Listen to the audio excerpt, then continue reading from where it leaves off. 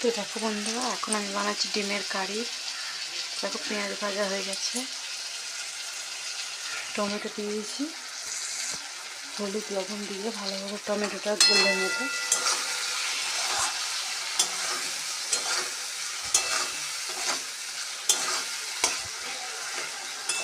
তো চলো এখন একটু টমেটোটা গলা গলা হোক।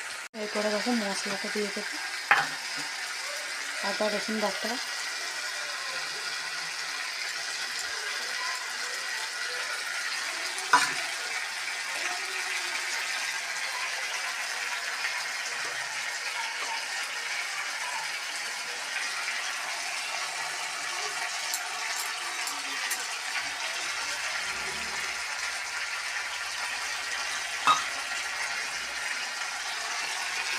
চলো মশলাটা দিয়ে দিলাম, আদা রসুন বাটা দিয়ে করে ভালো করে নেড়ে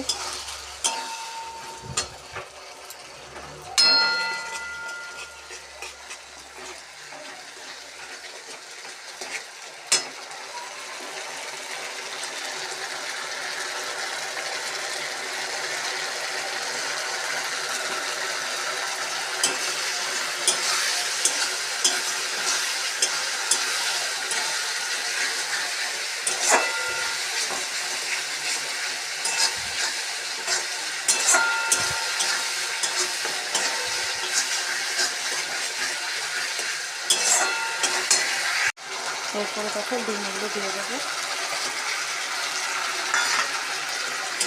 দিয়ে ভালো করে নিয়ে নেবো।